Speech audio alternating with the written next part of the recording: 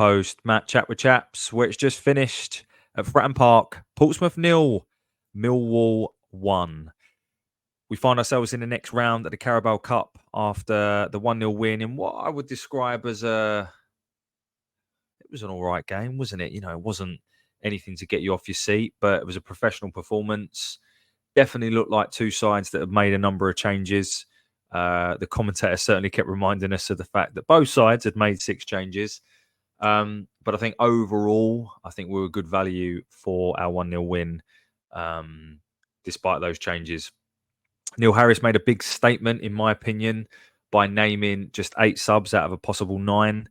I think that's him telling everyone that will listen that we need to make more reinforcements and quickly. But let's start with the team that did start the game. So flashing this up now. For those of you listening on podcast, I'll run through the side. So Roberts made his debut in goal. Back 4 right to left of Danny McNamara. Ryan Leonard obviously being rested after the weekend and obviously the head clash that he had. Centre-back pairing of Jake Cooper, who took the armband, and Wes Harding. Joe Bryan at left-back. In the middle of the park, Casper Denor partnered Alfie Massey. So Alfie Massey making his debut for the Lions. And more to come on him. The 2 wide men, which personally excited me quite a lot, was Romain Esse and Imaku. And then Honeyman played behind debutants. Getting his first start anyway, Macaulay Langstaff. For Portsmouth, they also made 6 changes. I think the players for me that stood out were Silvera, the lad on loan, I believe, from Middlesbrough, and Sadie up front. They were the 2 players that I felt went on to cause us some problems. But as I say, they didn't create too many clear-cut openings. But we'll go through it as normal. This one's going to be quite a quick 10-minute. Obviously, it's quite late and just want to get something out as quickly as possible to give my sort of overall synopsis of the game. I think opening 5 minutes, we started quite aggressively, quite front foot. I quite liked the fact that we were pressing quite high.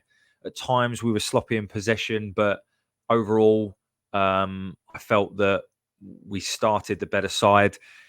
Portsmouth then started to get a little bit of a foothold on the game. I think Towler had a chance that went over the bar, but on 13 minutes, we get our goal. And it's a really good finish from Romain Esse. Delighted for him after his weekend performance, which, to be honest, wasn't the best. So delighted for him to get the goal.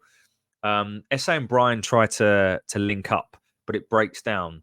Honeyman does superbly, wins the ball back on the edge of the area, and he sort of tries to drive towards goal, but Esse takes it over. He sort of runs towards Towler and then slots it through his legs into the bottom corner, giving Norris absolutely no chance. Really smart, calm, composed finish from Romain, and we find ourselves 1-0 up. I then felt we grew into the game and started to control it.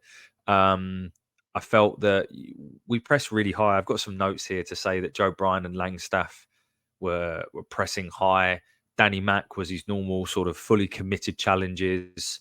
I felt George Honeyman put a serious amount of yards in. Yes, okay, he's not a number 10 really, in my opinion, but you can't argue his work ethic, and he'll play anywhere he's asked, he'll play and he'll put a shift in, and that's all you can really ask. I like George Honeyman. He's not the best player in the world, but he certainly puts a shift in. I felt Silvera was the only player in the first half that caused us problems. They didn't create a significant, meaningful chance in the first half. They didn't create. I don't believe they had a shot on target. I've noted down here Imaku on 41 was a perfect example of where Maku's still raw. I thought Maku had a great game, by the way, and I'll talk a little bit about that in a minute. But he sort of, Esse played a ball over the top. Imaku's pure pace, he got to the ball first, but then he decided to go inside and outside and then end up kind of fluffing the opportunity to put the ball in the box for Langstaff. But that was that. Nothing major to call out other than that in the first half. I was quite disappointed with Casper Denor's performance tonight. I felt he was largely a passenger. I've sung his praises, and I think we should build the build the midfield around him. But tonight, I felt he was a bit of a passenger at times, and actually, Alfie Massey stood out for me a little bit more than he did. And I'll just touch on Alfie Massey now. Completed, I think, just over 60 minutes, and the biggest compliment I can give him is that I just said he stood out more than Denor, but the fact that Alfie Massey didn't stand out for a negative reason, he looked at home, he looked composed. I thought it was a good performance, and long may that continue. I think he's a young central midfielder with a lot of potential. Where he is come the end of the transfer window, I'm not sure. Is it better for him to go out on loan and get some game time? I think that will probably depend on the business we do on the incoming. Second half, I felt Portsmouth grew into the game. I've noted down here on 54 minutes, they had the third consecutive corner where I think it's Ogliv. I don't know how to pronounce his name. It looked like he scored from the TV angle, and the crowd certainly thought he did, but he didn't. But that was a bit of pressure from them. Definitely felt that they started to get control of the game. But then again, we had the best chance, in my opinion, on the second half, where on 58 minutes, some good work between Imaku, Denor, and Esse finds Honeyman.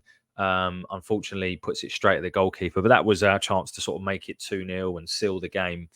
Instead, what we did was on 65, made some changes. George Saville, Tom Bradshaw, Ryan Leonard.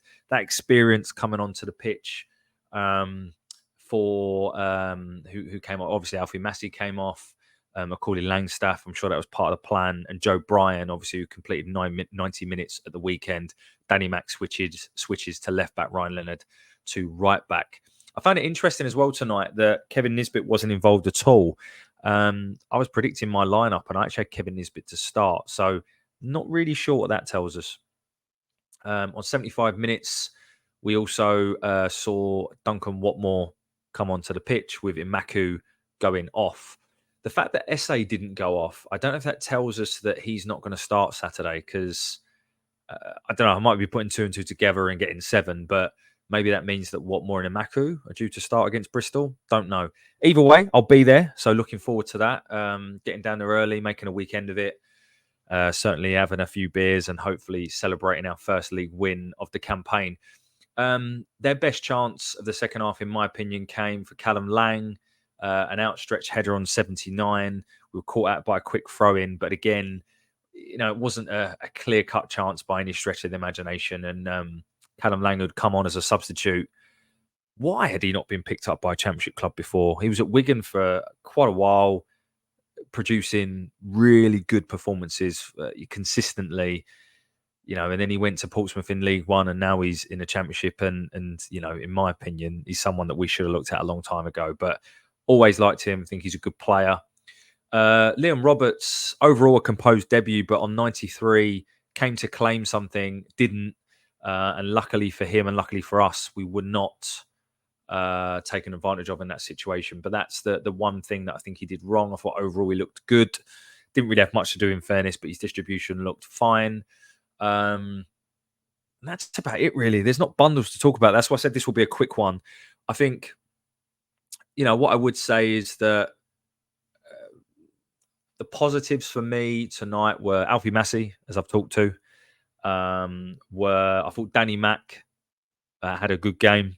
I thought that George Honeyman also had a fairly good game, in the respect that he was involved in the 2 opportunities that we did create, and the yards he put in. I can't even begin to imagine. Do I like us playing a 4-4-1-1 with George Honeyman and a 10? No, I don't. And I'm hoping that is a means to an end until we find a proper target man or Fleming comes back. But I can only call on what the team that was put out there, and I thought George Honeyman did what George Honeyman does. He's never going to be someone that creates bundles of chances and scores lots of goals, but we know what he's about, and I thought he did that job very, very well. I also want to give a bit of credit to Imaku. I felt that Imaku, he offered his normal attacking prowess. You can tell it's not he doesn't have the same impact on games when he starts to when he comes on as a substitute. But for a starting position, that has to be one of his stronger games, because I felt that his defensive work was good. and I thought he had an impact at both ends of the pitch. So credit to him. I think he was another positive. For me, in terms of areas of improvement, I thought he grew into the game, Wes Harding, but for the first 20 minutes, I thought that Sadie had him in his pocket. And I looked a little bit sort of concerned over that. And then, as I say, I think Casper Denor was quite the passenger for a lot of the game, and I expect more of him, to be totally honest with you. I think he's an excellent player, and I expect more of him. Romain Esse at times was a joy to watch. Blew hot and cold a bit, but he's the finish. Ultimately, he's won the game for us, and his finish was outstanding. So long may that continue. It is absolutely fantastic to see the likes of Romain Esse and Adam Ermaku starting for us on either flank. And for me, that's the future. So look, I'll leave it there. This is just over 10 minutes. That's all it needs to be. Very much looking forward to Bristol on Saturday. There will be plenty of content to still come out this week, by the way, which is exciting. I'm not going to share anymore what it will be, but there's definitely some exciting content to come out. And there could be even more depending on if we make a signing or two before the end of the week. So let's see what happens. As always, very, very grateful for anyone who takes their time to have a listen to me. Very much appreciated. We are certainly on the way up in terms of subscriptions and views, and I just can't thank you enough. So please do subscribe to the channel if you're not already. Like, share, all that kind of jazz. It really helps us out. And for those of you traveling to Bristol on Saturday, I'll be in the pub from 10 probably, but I'll see you probably worse for wear at some point on Saturday. Enjoy the rest of your week. Thanks for listening. Bye for now.